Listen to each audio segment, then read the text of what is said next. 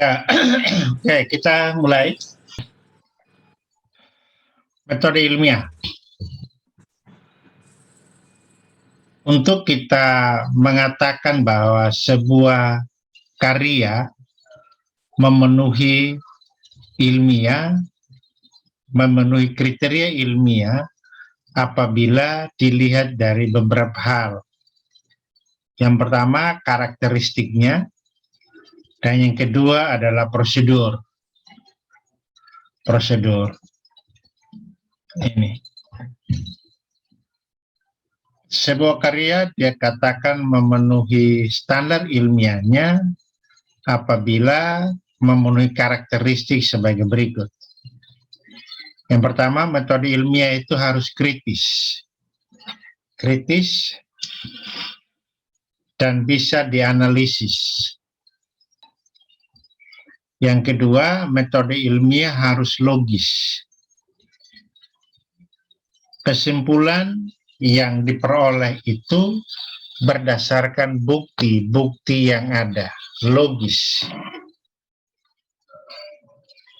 Yang ketiga, metode ilmiah harus objektif. Sebuah karya dikatakan memenuhi unsur ilmiah apabila dia objektif. Objektif itu apa? Artinya dia berkata apa adanya. Kalau penelitiannya mengatakan bahwa hasilnya jelek, kasih tahu bahwa itu jelek hasilnya. Itu objektif. Yang keempat, metode ilmiah itu harus bersifat konseptual dan teoritis. Sebuah karya dikatakan memenuhi unsur ilmiah apabila ada konsepnya, ada teorinya. Ada teorinya, ada konsepnya. Yang berikut, metode ilmiah itu harus empiris. Empiris sesuai dengan fakta di lapangan. Metode ilmiah harus bersifat sistematis, terstruktur. Jadi, dikatakan sistematis itu berarti bahwa kita harus mulai dari menemukan masalah. Menemukan masalah, lalu kemudian ada teorinya, kemudian nanti kita kumpulkan datanya, kemudian analisis datanya, baru sampai pada kesimpulan. Sistematis. Itu adalah karakteristik dari sebuah metode ilmiah. Yang pertama, metode ilmiah itu harus kritis dan bisa dianalisis. Kritis itu berarti apa? Berarti bahwa penelitinya itu harus menggali terus persoalan yang timbul, yang ada. Kenapa begini, kenapa begitu? Dan bisa dianalisis. Yang kedua, metode ilmiah itu mesti logis. Logis itu apa? Logis itu artinya kita menarik kesimpulan itu berdasarkan bukti-bukti yang ada. Logis. Yang berikut harus objektif. Objektif. Berkata apa adanya. Kalau hasil penelitian mengatakan jelek hasilnya, itulah yang kita sampaikan. Itu namanya objektif itu. Jujur berkata apa adanya sesuai dengan bukti-bukti yang ada. Di samping itu, metode ilmiah itu harus memiliki konsep. Harus ada teorinya. Harus ada teorinya. Setiap persoalan yang muncul di manapun, di tempat manapun, selalu saja ada teorinya. Teori selalu ada untuk setiap masalah penelitian. Tak ada masalah yang tak ada teori. Semua masalah penelitian selalu saja ada teorinya. Di saat-saat ini, di hari-hari terakhir ini, untuk mencari teori itu tidak susah. Untuk mencari teori itu tidak susah. Ada banyak sekali informasi yang bisa kita pakai untuk mencari teori. Internet tentunya. Cari teori yang berhubungan dengan masalah penelitiannya kita. Mencari teori yang berhubungan dengan variabel penelitiannya kita. Setiap masalah penelitian harus didukung dengan teori. Itulah salah satu ciri dari metode ilmiahnya. Dia empiris sesuai dengan kenyataan di lapangan. Dan kemudian dia sistematis. Inilah metode ilmiah. Sebuah karya dikatakan ilmiah apabila dia memenuhi unsur metode ini. Kritis analitis, ada logis, objektif, memiliki konsepnya, memiliki teorinya, empiris dan sistematis. Itu metode ilmiah. Ini gambar tentang prosedur dan kriteria sebuah metode ilmiah. Metode ilmiah itu ada kriterianya dan ada prosedurnya. Kriterianya adalah yang pertama fakta. Jadi metode ilmiah itu memenuhi dua unsur. Yang pertama adalah kriteria, yang kedua prosedur. Kriterianya adalah sebagai berikut: harus fakta, harus objektif. Kalau fakta berarti ngomong tentang masalahnya. Harus ada masalah. Dan juga mesti objektif. Bisa apa adanya. Tidak boleh ditambah-tambah, tidak boleh dikurangi. A ya A, B ya B. Objektif. Jujur berkata apa adanya. Tentang hasil yang apa dapat di lapangan. Dan kemudian bisa dianalisis. Kesimpulan dari analisis itu bisa berupa deduktif, bisa berupa induktif. Perhatikan. Hasil analisis itu nanti ada kesimpulan. Kesimpulannya bisa berupa deduktif, bisa juga berupa induktif. Apa itu deduktif, apa itu induktif? Deduktif itu artinya kesimpulan yang kita dapatkan itu berasal dari data populasi. Deduktif. Semua orang di Fakultas Ekonomi itu pintar-pintar. Andre juga masih Fakultas Ekonomi, maka Andre juga pintar. Itu adalah deduktif. Kita menarik kesimpulan dari sebuah populasi. Kalau deduktif itu berarti apa? Berarti orang menelitinya itu kepada populasi. Beda dengan induktif. Induktif itu adalah kesimpulan berasal dari data, sekelompok data, tetapi kemudian akan digeneralisasi untuk semua orang. Andre itu masih Fakultas Ekonomi. Mary juga Fakultas Ekonomi. Mary dan Andre itu orangnya pintar-pintar. Maka kesimpulannya adalah semua mahasiswa Fakultas Ekonomi itu orangnya pintar-pintar. Itu adalah induktif. Kita menarik kesimpulan berdasarkan sekelompok data. Itu adalah kriteria dari sebuah metode ilmiah. Sekarang prosedurnya. Prosedurnya yang pertama adalah mesti ada masalah. Yang fakta tadi itu. Lalu untuk memperkuat masalah itu maka mesti ada teorinya. Maka di sana mesti ada konsep dan ada teorinya. Teori yang kita maksudkan di sini adalah teori yang berhubungan dengan variabel yang kita teliti. Berdasarkan teori itu kemudian kita susunlah hipotesisnya. Jadi hipotesis itu disusun berdasarkan teori. Teorinya itu kita punya berdasarkan masalah. Jadi ada masalah, ada teori, kita rumuskan hipotesisnya.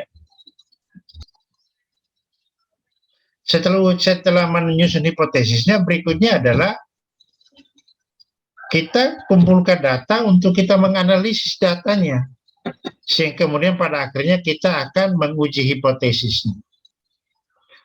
Hasil dari uji hipotesis itulah kemudian kita membandingkan lagi dengan masalah penelitiannya. Masalah penelitian. Kita kemarin udah dapat tentang cara merumuskan masalah penelitian. Kita kemarin ada tahu tentang masalah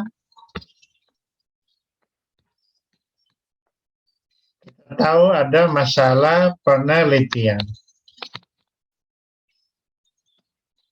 ada masalah deskriptif,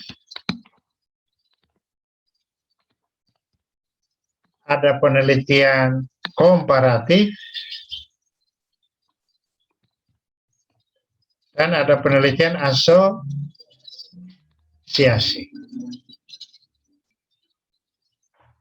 Ya. Setiap kali kita menemukan masalah, lalu kemudian kita tulis dalam latar belakang masalah, lalu kemudian di situ juga kita akan merumuskan masalah penelitiannya. Masalah penelitian, rumuskan masalah penelitian selalu diawali dengan kata tanya. Apakah, bagaimanakah, kata tanya. Penggunaan kata tanya itu disesuaikan dengan jenis penelitiannya. Kalau penelitiannya itu ada deskriptif, maka Anda menggunakan kata tanya bagaimana?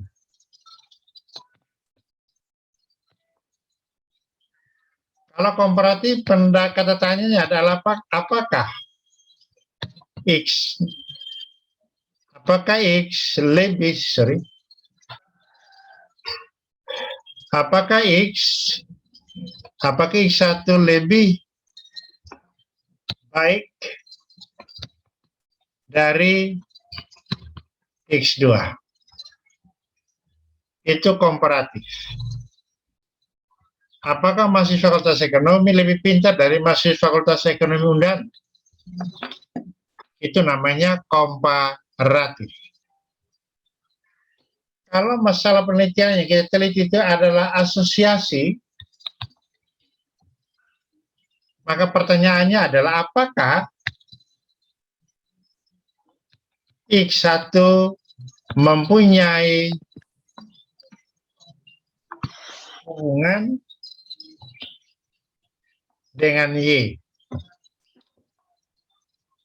Perhatikan,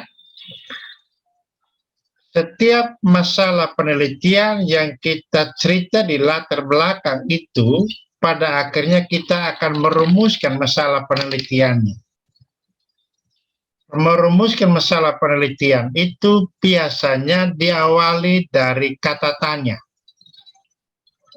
Penggunaan kata tanya ini berdasarkan pada jenis penelitianmu.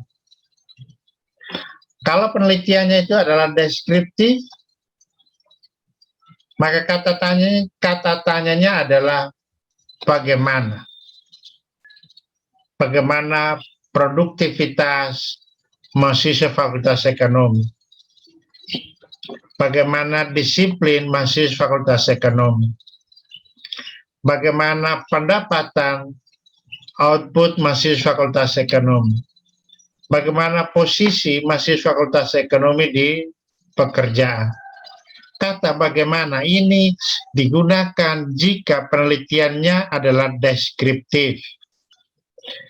Kalau penelitiannya komparatif, ini bagian yang kedua ini, kata tanyanya adalah apakah. Tapi kalimat lanjutnya seperti ini. Apakah X1 lebih baik dari X2? Apakah kualitas mahasiswa Fakultas Ekonomi lebih tinggi dari mahasiswa Fakultas Ekonomi Undan? Apakah ada perbedaan kualitas antara si A dan si B?